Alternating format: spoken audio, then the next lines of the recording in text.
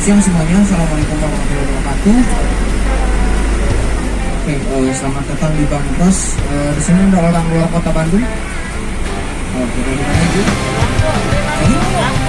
Lampung. Oke, luar biasa. Selain dari Lampung, ada dari mana lagi? Dari mana? Tasik. Oke, ya. Oke, selamat datang di Bandros. Ini dinamakan Bandros, sebenarnya adalah Bandung 19. Jadi sesuai dengan nama itu kita akan mengetahui selama 45 menit. Di sini kita tidak hanya keliling saja, kita juga bakal mengetahui ada apa saja di kota Bandung ini. Oke, sebelum kita mulai, perkenalkan dulu, nama saya Fajar, saya dari HPI. Saya tidak singgah di sini, saya bersama Pak Ahmad sebagai pilot kita kali ini. Boleh disapa dulu Pak Ahmadnya? Ya, halo Pak Ahmad. Oke, jadi Bandung ini yang pertama terkenal dengan sejarahnya, salah satunya Jalan Asia Afrika, dulu bernama Proto Posweg atau Jalan Raya Pos ya. Jadi dulu untuk mengirim surat-surat ke kantor pos sementara yang melintasi jalan ini. Dulu dilakukannya pakai apa? Tidak. Yang dimana tempat istirahatnya nanti kita akan masuk ke jalan ini, yaitu Jalan Bancuy. Ya. Jadi arti Bancuy itu sendiri adalah istal kuda atau kandang kuda. Ya. Jadi dulu kuda itu tempat mengantar surat, yang dimana tempat pemberhentian sementaranya di sini untuk surat-suratnya masuk ke sini dan kudanya belok ke kanan. Ya, belok ke kanan sini ke Jalan Bancuy. Ya, karena memang dulu kuda-kudanya di sini masuk ke kanan. Nah, masuk ke kanan. Nah, sekarang udah almarhum kudanya, ini jadi tidak suaranya lagi. Nah, tapi memang itu di kolong, coba lihat di kolong. Nah, tapi memang katanya bantuan cair itu sendiri memang dulu banyak yang berteriak karena melihat kuda-kuda tersebut kehausan. Bantuan cair, bantuan cair. Makanya dulu ada sebuah sumur artesis ya, tepat di belakang kantor pos, jadi tinggal nyebrang, ambil airnya dari sana. Ada yang ngomong juga ngambilnya dari Cikapundung karena dekat juga dengan sungai. Di sini ada sebuah penjara di sebelah kanan. Sekarang kebetulan penjara ini sudah menjadi situs sejarah. Di situ ada patung yang sedang duduk, lalu ada bangunan seperti pos. Ya, bangunan seperti pos itu adalah sel nomor 5 dan patung itu adalah patungnya Bung Karno. Karena beliau pernah dipenjara di sini selama kurang lebih 8 bulan. Jadi dulu sel nomor 5 itu selnya Bung Karno yang ukurannya 2 kali 1 meter. Jadi sangat sempit sekali. Sangat sempit sekali. Jadi kalau misalnya tidur pun itu sambil duduk ya. Karena Bung Karno ini kan tinggi ya orangnya ya. Nah, makanya kalau misalnya tidur atau selonjoran itu susah banget. Makanya sangat tersiksa lah pada saat di penjara di Bancuy ini. Banyak mengatakan ini tukang lampu atau ruko-ruko lampu yang ada di sini juga salah satu bagian dari penjara Bancuy. Tapi sekarang penjaranya di mana, Kang? Ini sudah menjadi situs sejarah karena tidak boleh ada penjara di tengah kota. Akhirnya pindah ke Bandung Selatan, tepatnya di Jalan Soekarno-Hatta, tepatnya di komplek kawasan Mekarumangi. Ini ada menara pengawasnya, kebetulan kecil banget nih sebelah kanan ya. Ini yang memang menguatkan dirinya adalah sebuah penjara seperti itu. Lalu di sini ada sebuah masjid ya, tapi kok seperti kelenteng. Memang dulu ini hanya sebuah lahan kosong milik mualaf Tionghoa saksi wakaf. Nah, dulu orang-orang Tionghoa ini tinggal di Jalan ABC. Nah, dulu di Jalan ABC itu terdapat sebuah perkampungan namanya Pagaliwota. Diisi 3 etnis Arab, Bumiputra, dan Cina. Makanya dulu orang-orang Tionghoa banyak yang bergaulnya dengan orang Muslim, makanya banyak yang mualaf. Makanya ABC itu sendiri artinya Arab, Bumiputra, Cina. Bumiputra itu Indonesia. Ya. Nah, makanya tinggal di sana. Sebutlah ABC. Nah, tapi untuk Belanda dan Eropa, mereka berbelanja dan berdagang di kawasan jalan yang akan kita masuk, yaitu Jalan Braga. Kebetulan Jalan Braga ini jalan intelek kata teh tikus endang. Ya makanya ada lagunya. Tapi Jalan Braga ini berasal dari kata ngabaraga, artinya adalah beradu gaya atau memamerkan gaya. Jadi dulu orang-orang Belanda sepanjang Jalan Braga ngapain? Catwalk. Nah, jadi seperti model fashion show untuk memamerkan busana-busana mereka dengan gaya-gaya mereka sendiri yang sudah beli bajunya di salah satu toko di Jalan Braga Pendek. Namanya Bon Marché. Nah ini televisi. Jadi Bon Marché ini artinya tidak mahal. Itu bagi orang Belanda. Tapi orang Indonesia tetap mahal. Karena Bon Marché ini cabangnya cuma ada satu di dunia, yaitu di kota Bandung. Pusatnya cuma ada di Paris. Makanya kenapa Bandung dijuluki Paris Van Java, karena beberapa toko di Jalan Braga ini menjual barang-barang dari Paris. Ya. Contohnya tadi Bon Marché, kebetulan sekarang Bon Marché sudah tidak ada. Ya. Tapi yang masih melekat dengan suasana Paris itu bangunan-bangunannya di sini. Ya, makanya banyak yang sering beradu gaya dulu di sini. Ya, tetapi dengan beradu gaya pulang-pulang masuk angin. Kenapa? Karena pakaiannya minim-minim. Bahkan kayak bekas kerokan pun masih kelihatan. Itu nyata. Makanya ada istilah namanya hokcai. Hokcai itu apa? Ngomong-ngomong bali ngacai. Ya, mohok itu bengong sambil ngacai. Itu nyata. Dulu banyak orang Belanda yang orang-orang melihat kok orang-orang Belanda kayak gitu semua, jadi pada ngacai. Ya, banyak lukisan juga di sini. Kenapa? Ini ada kaitannya dengan Antoine Payen. Ya, Antoine Payen ini orang Belgia. Dia yang mempelopori festival lukisan yang ada di Jalan Braga. Nah, belok ke kanan sini ada pintu yang dibuka. Ini adalah toko roti dari tahun 1929, namanya Sumber Hidangan. Itu namanya Catch the Police. Jadi roti ini yang tidak memakai baking powder. Ya, yang punya penyakit asam lambung kan nggak boleh makan yang ada raginya. Nah, salah satunya roti. Nah ini aman. Memang agak keras, tapi perpaduan dengan sebelahnya, karena sebelahnya ada es krim. Ya, es krim Sumber Hidangan itu enak banget. Harganya mulai dari 15.000 saja. Itu disajikannya bukan di kon, tapi dia di gelas. Terus disajikan juga minuman air putih. Karena takut kemanisan si es krimnya, jadi bisa dinetralisir sama si air minum. Boleh dicoba silakan, ya. Ada Karamdan juga di sana sebelah kanan, ya. Tuh boleh datang. Nah, beberapa bangunan Belanda yang menjadi cagar budaya hingga sekarang, ini salah satunya sebelah kiri, NV Hellerman. Ini toko pertama di Jalan Braga sebelah kiri.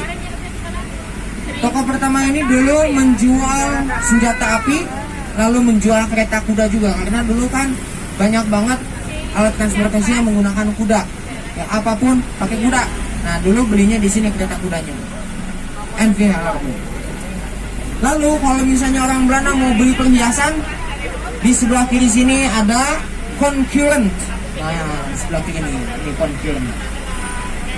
Seberangnya ada gedung gas negara. Ini kantor pemasaran pabrik gas. Karena dulu gas itu tidak seperti LPG, tapi disalurkan melalui pipa-pipa di bawah tanah. Jadi kebayang kalau misalnya bocor, Bandung nggak meleduk. Ya, kebakaran semua. Itu bahayanya dulu. Makanya sekarang lebih dinamis. Ada yang gas melon, gas 12 seperti ini. Ya, di sini juga banyak yang suka prewedding. Ya, karena memang kondisinya adalah kondisi seperti di Eropa. Ya, yang pertama itu, yang kedua adalah gratis. Ya, karena sekarang kan kalau misalnya mau prewed nyewa tempat bayar. Nah ini mah nggak usah, gratis. Ini sebelah kanan ada Maison Bohlen. Ini favorit orang-orang Belanda sarapan makan siang makan malam. Di sini es krimnya enak banget. Tapi apa nyatanya? Anak muda beli es krimnya ke sini. Sebelah kiri. Ya.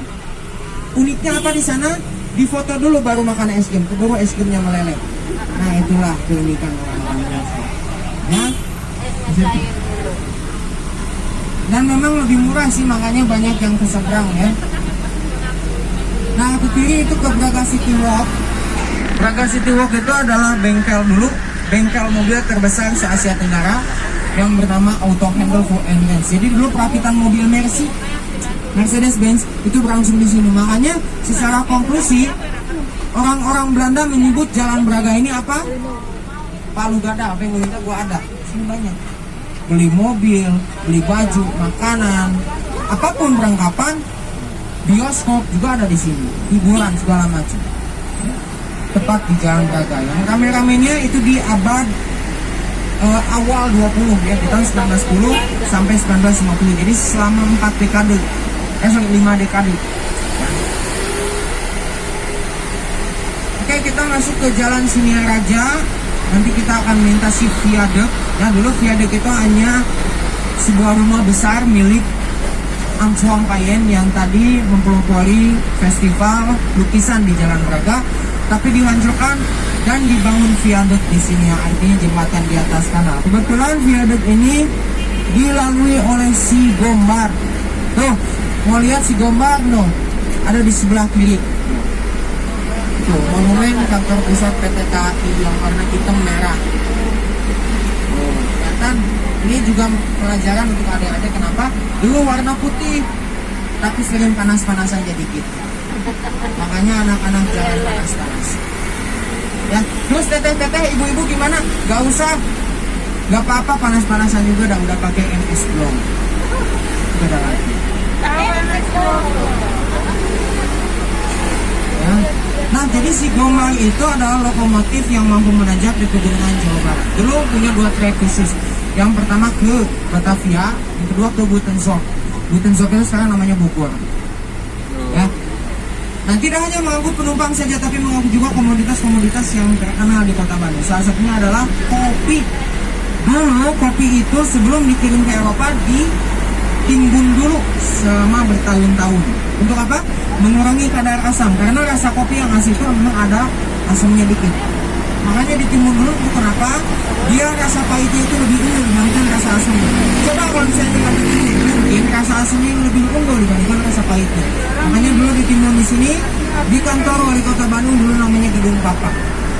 Lalu setelah itu dikirim langsung ke Eropa. Ya, sampai sekarang banyak ada yang pabrik kopi aroma, salah satunya itu ditimbun dulu selama 8 tahun langsung digiling, dihaluskan.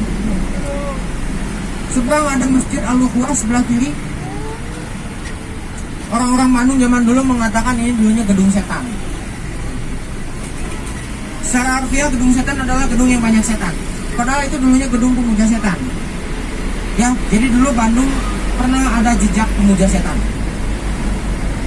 Kenapa sih kota Bandung dipilih jadi tempat penyebarluasan pemuja setan? Yang pertama, banyak orang Belanda dulu di sini. Karena Belanda ini tercatat sebagai negara yang paling banyak pemuja setannya. Ya, zaman dulu. Lalu yang kedua, banyak anak muda.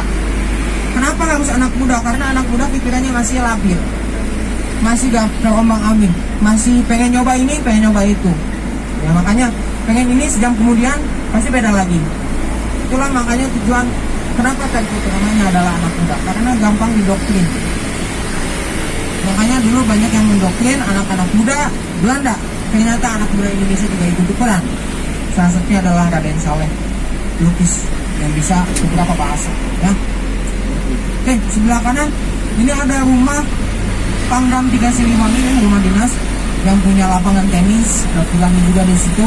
Dulu itu adalah rumahnya Dr. Andreas Sudodo, orang terkaya sekota Bandung yang memiliki perkebunan kopi sebesar 30% ya di Jawa Barat ini, dan memiliki tanah seluas 3 kota besar di Jawa Barat, yaitu Cianjur, Cirebon, dan Sukabumi. Ya. Banyak yang pengen punya rumah sebesar itu. Ya. Tapi jadi pangkal. Emang di sana dulu pada zaman Kemil itu menjadi rumah komandannya, ya, lalu sekarang jadi rumah pangdam. Oke, kita berada di Jalan Riau, belok ke kanan ke BEC. Sebenarnya BEC juga itu salah satu tempat beli HP segala macam elektronik di Kota Bandung di sini. punya sejarahnya juga, tapi saya tidak akan menjelaskan sejarah dari BEC karena ada anak-anak di sini. Karena itu sifatnya 21 tahun ke atas ya. Sangat dewasa sekali sejarahnya. Tapi kalau misalnya kita belok ke kanan itu ada BIP. Nah, kalau BIP itu sejarahnya apa? Dulu salah satu bagian hotel Flat di Orchard Park Hotel. Jadi hotel Flat di Orchard Park ini digunakan untuk anggota-anggota pemuja setan.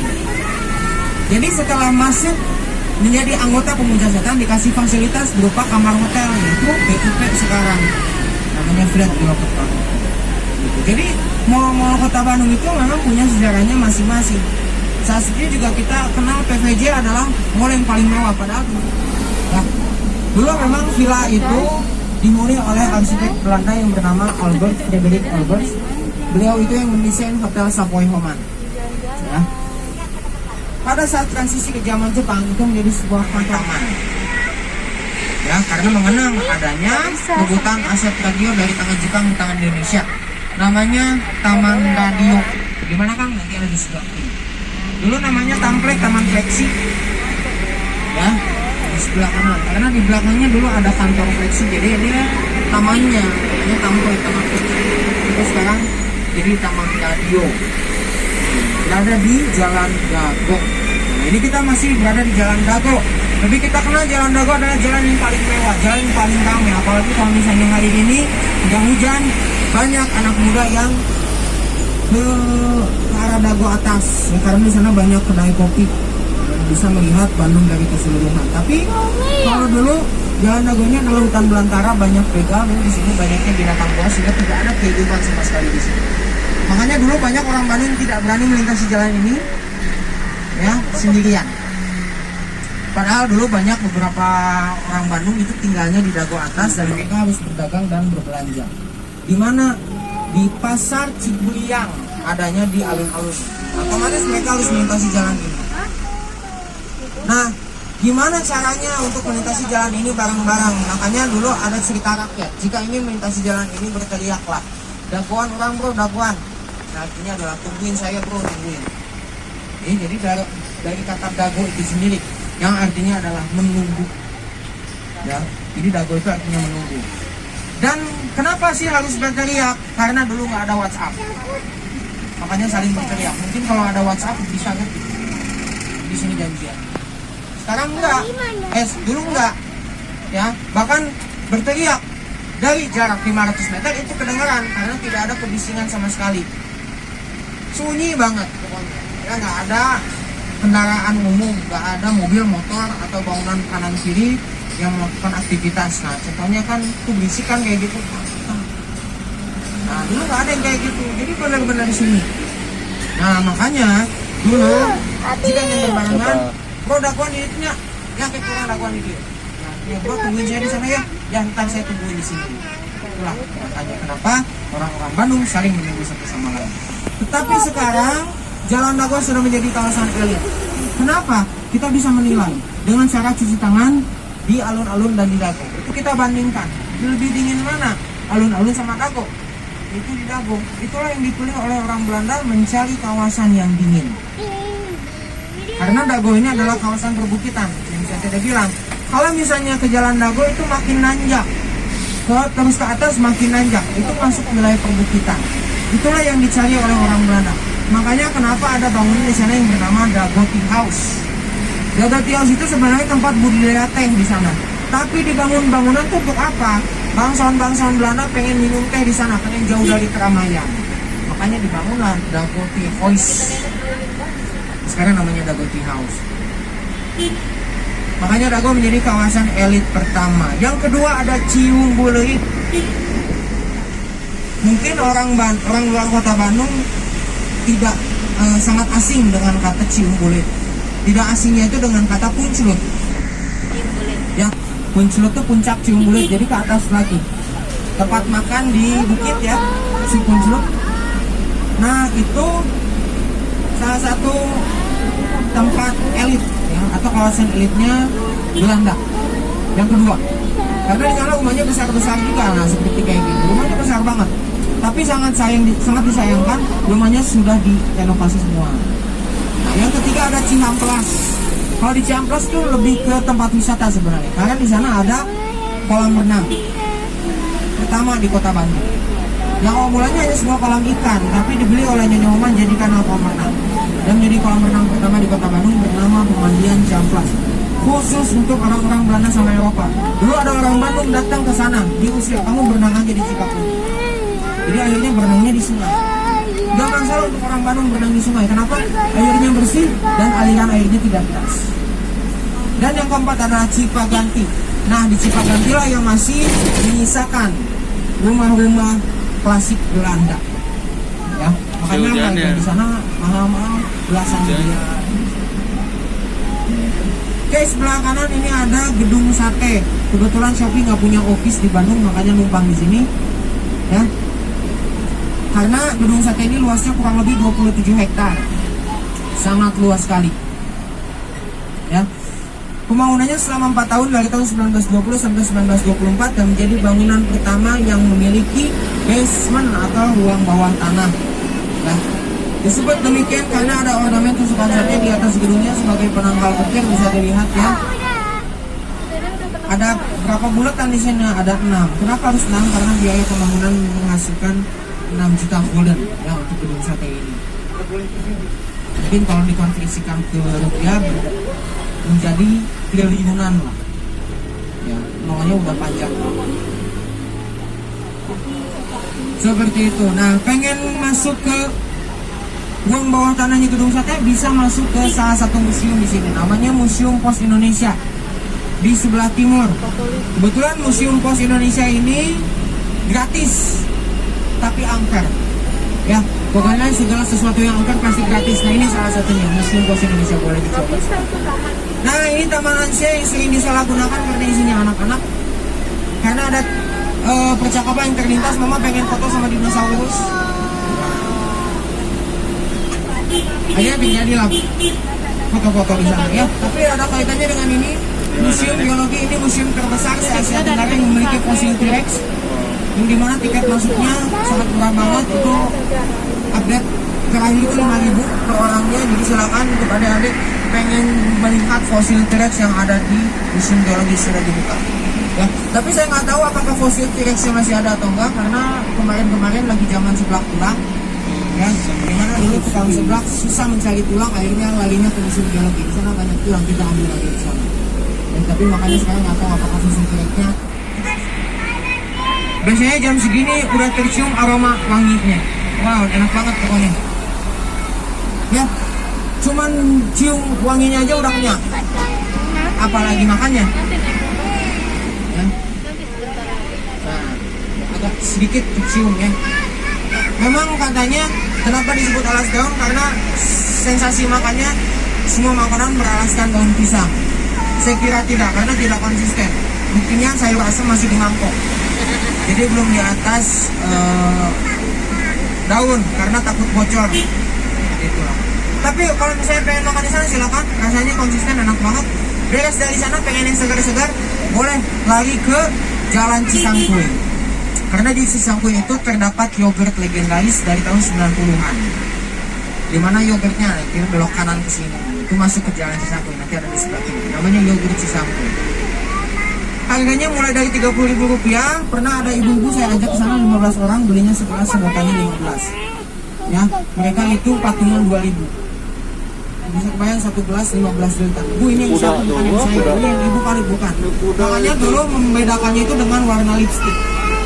Ya, jadi dari 15 orang itu warna lipstiknya harus beda-beda. Nah, sebelah kanan ini ada SMA 20. Ini salah satu sekolah terfavorit di kota Bandung yang memang 3 tahun silam tempat syuting film. Ya, di sini syuting film horor kalau nggak salah.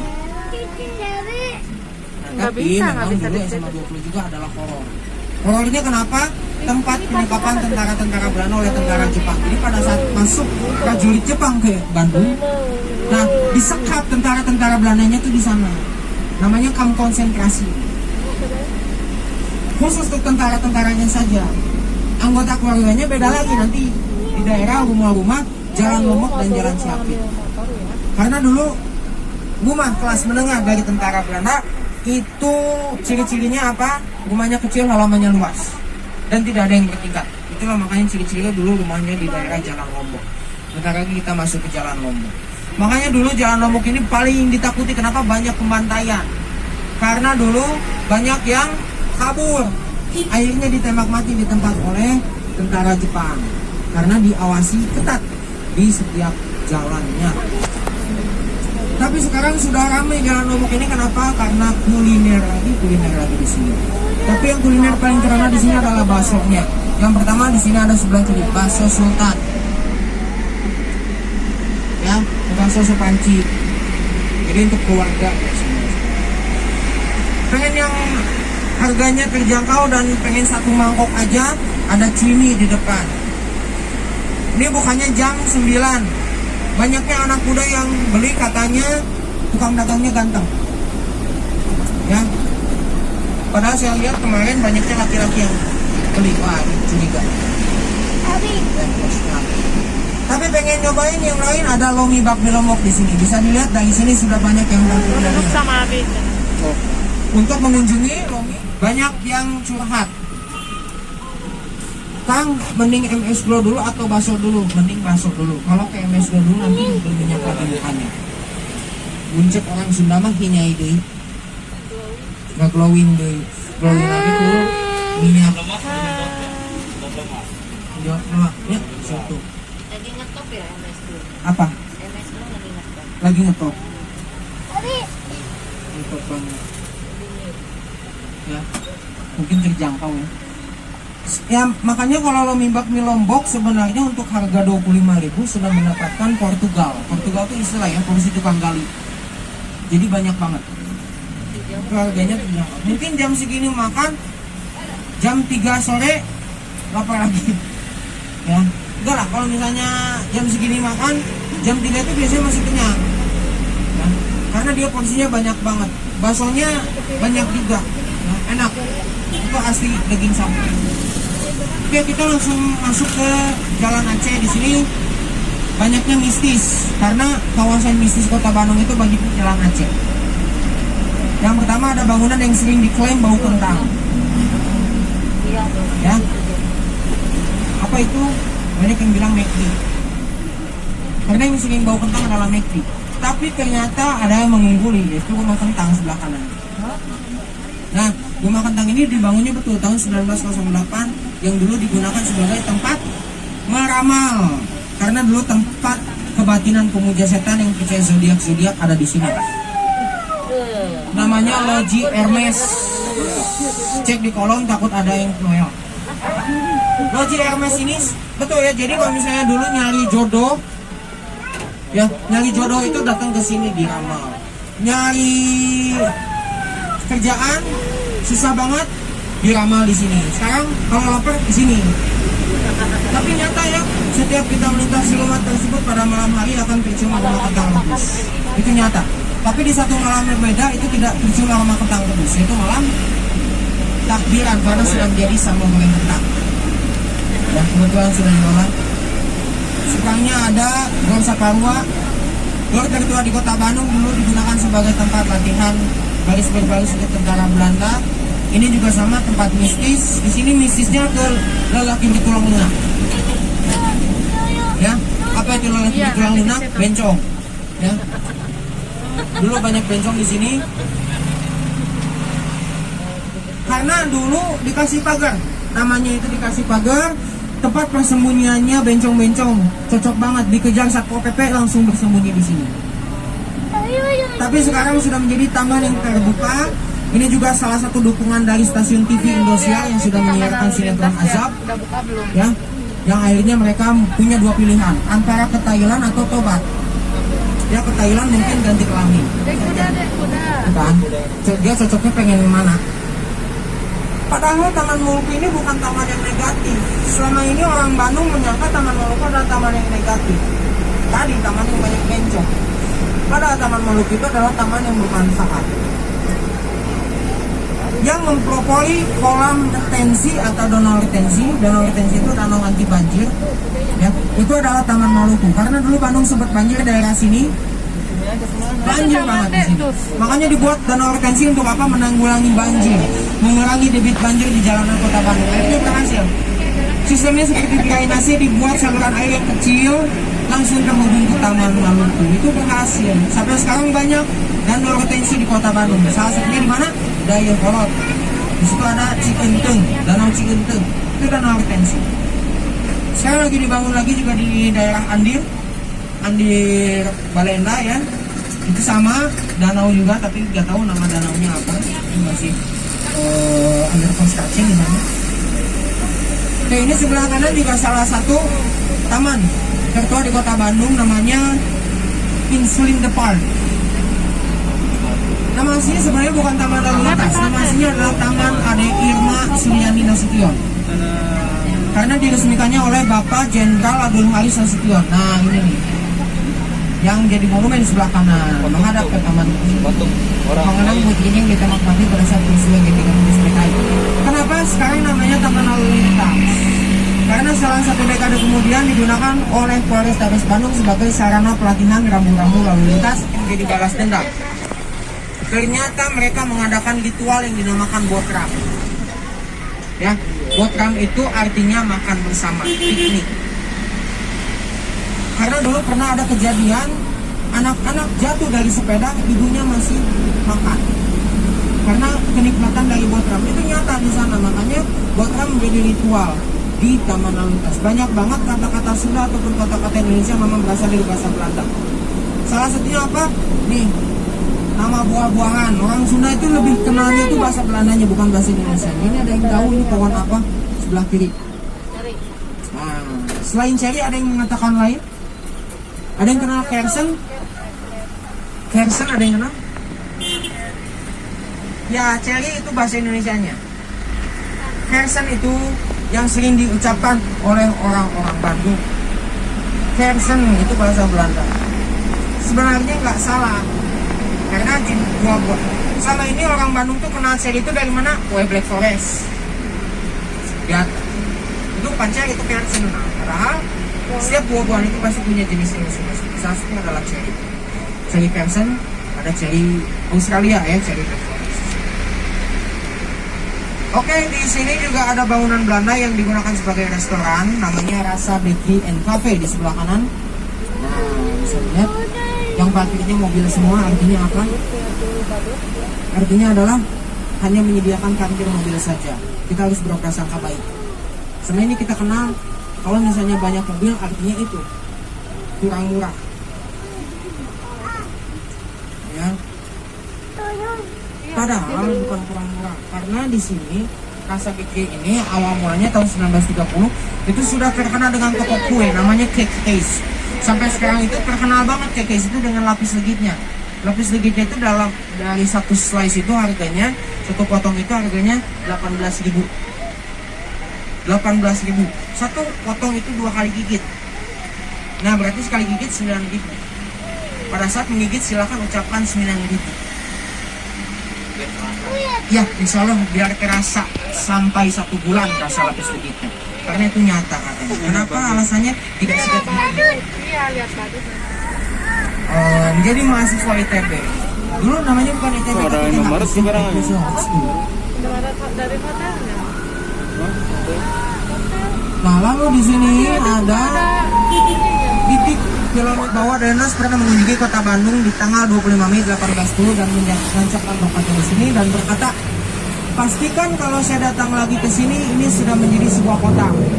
Akhirnya pada saat itu pembangunan kota Bandung berlangsung selama 3 bulan. Makanya tanggal 25 September 1810 dijatuhkanlah hari lahirnya kota Bandung. Ya. Ini sebelah kiri, disinilah letaknya hotel tertua pertama di kota Bandung, yaitu Hotel Sukhoi Homan, bangun tahun 1870. Lalu renovasi sepertinya di tahun 1921. Yang tadi tinggal di Jalan Dago itu arsiteknya Albert Frederick Albers.